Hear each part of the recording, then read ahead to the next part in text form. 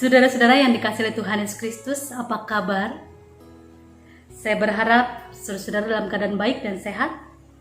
Dan sekalipun kita berjumpa melalui media online ini, tidak mengurangi semangat dan sukacita kita untuk merenungkan firman Tuhan. Kita akan membaca dari Keluaran 16 ayat 6 sampai ayat yang ke-12. Mari kita siapkan pembacaan Alkitab kita. Keluaran 16 ayat 6 sampai ayat yang ke-12.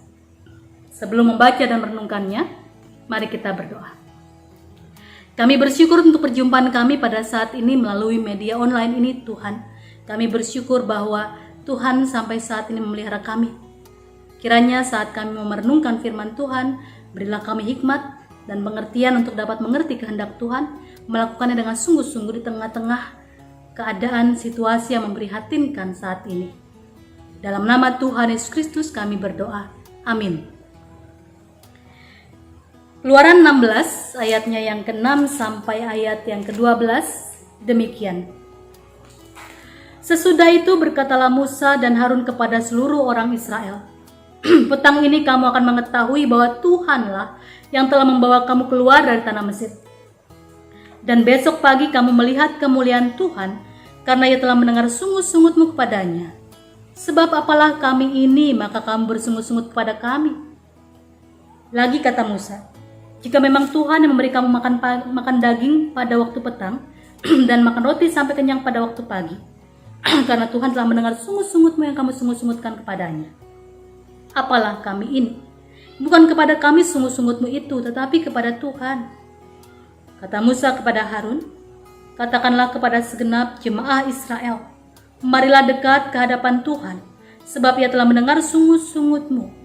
Dan sedang Harun berbicara kepada segenap jemaah Israel, mereka memalingkan mukanya ke arah padang gurun, maka tampaklah kemuliaan Tuhan dalam awan.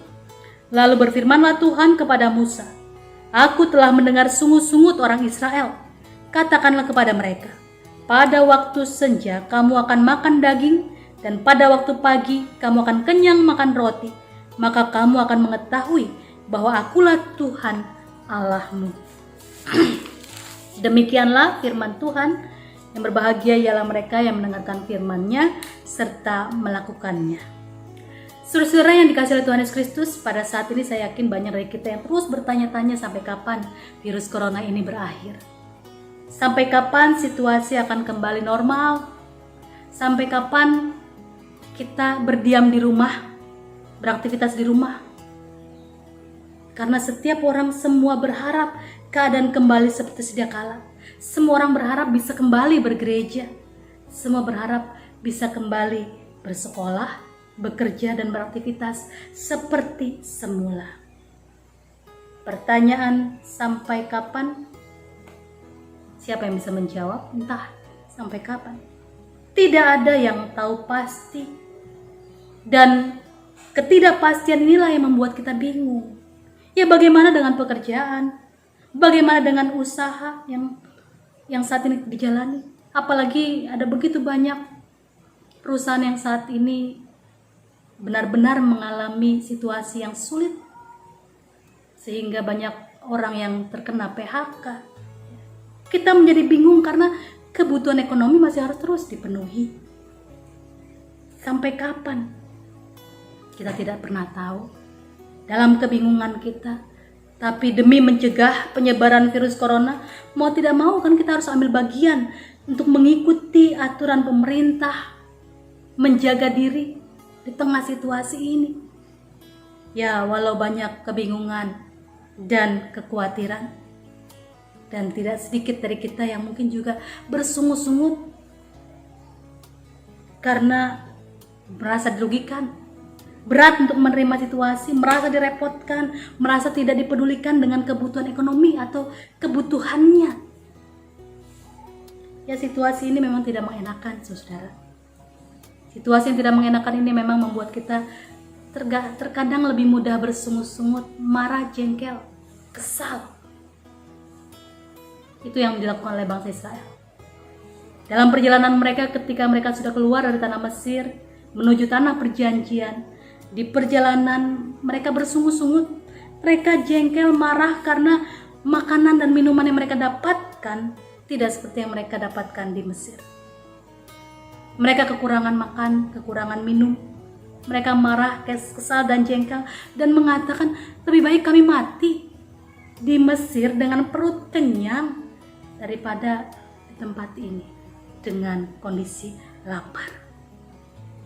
Saudara bersungut-sungut dengan suara kencang atau hanya berupa bisik-bisik, ngedumel, ya, atau hanya dalam hati saja tetap sungut-sungut. Tidak ada sukacita di situ. Tidak ada kebahagiaan, tidak ada kegembiraan. Dan pasti itu mempengaruhi semangat mereka dalam perjalanan, apalagi perjalanan panjang yang mereka tidak tahu tanah perjanjian yang tuju seperti apa. Sementara Mesir sudah ditinggalkan di belakang. Dan situasi ini mereka berada di tengah padang gurun yang jelas tidak mengenakan. Siang hari panas terik, malam hari begitu dinginnya. Belum lagi badai angin yang begitu berat. Dan situasi yang tidak mengenakan ini membuat mereka bersungut-sungut.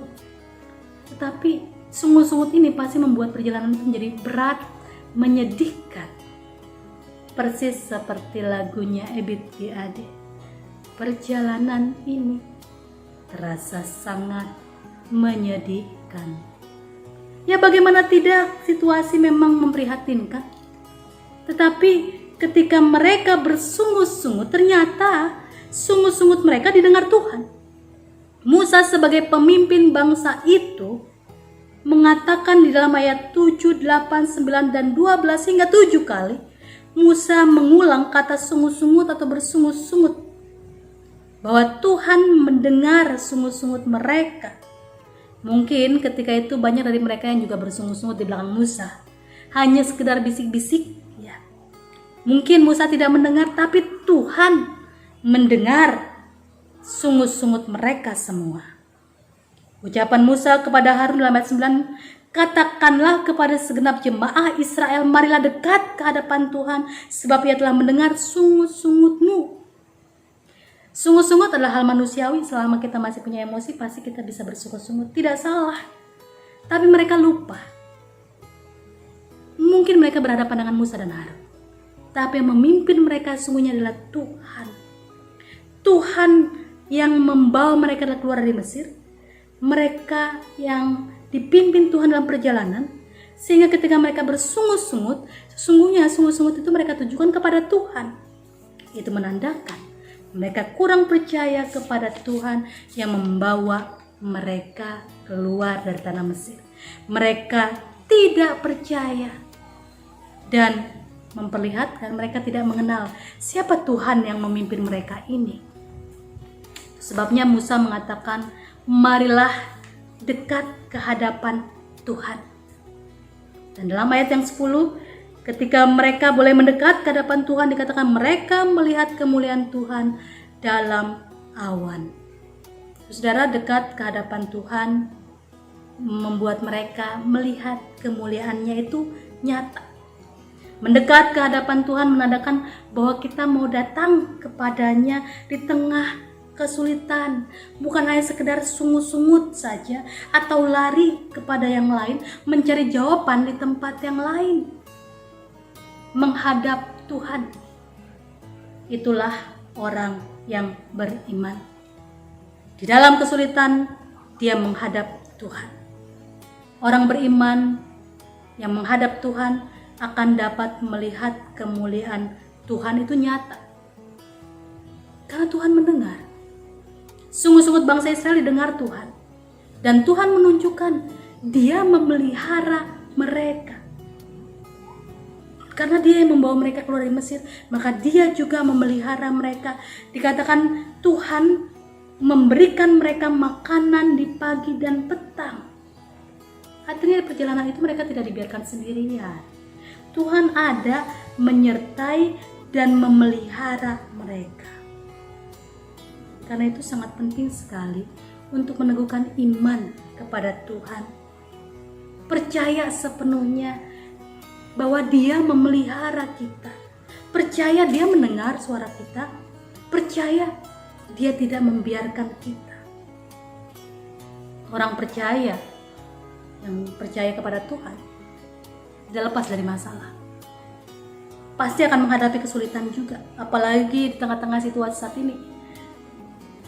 Tidak ada orang yang tidak terkena dampak dari corona. Semua orang terkena.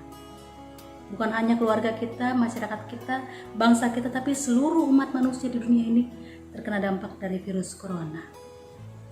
Tapi orang yang percaya kepada Tuhan, saat dia menghadap kepada Tuhan, dia akan merasakan dan melihat pemeliharaannya selalu terjadi di dalam hidupnya.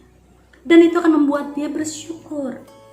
Rasa syukur akan membuatnya dipenuhi dengan sukacita. Walaupun pemeliharaannya mungkin terbatas, tapi Tuhan menjaga kita, memelihara kita untuk menghadapi COVID-19 ini. Sebabnya menghadap Tuhan menjadi bagian yang sangat penting. Itu dilakukan oleh kita sebagai orang beriman. Saat kita boleh mensyukuri apa yang Tuhan nyatakan dalam hidup kita, maka kita bisa senantiasa bergembira sekalipun di tengah kondisi yang saat ini begitu beratnya. Lihatlah ini sebagai sebuah perjalanan yang harus kita tempuh. Perjalanan panjang yang mungkin tidak pernah kita kira akan kita jalani. Tapi percayalah kita akan dapat melaluinya. Selama kita selalu menghadap kepada Tuhan di tengah kesulitan kita. Datang kepadanya, memperkuat iman percaya kita kepadanya. Meyakini Dia memelihara kita setiap saat. Bersyukur itu lebih baik daripada ngedumel, daripada bersungut-sungut, daripada jengkel dengan keadaan ini.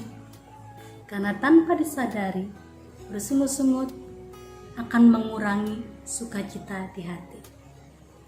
Dan itu mengurangi kekuatan tubuh kita.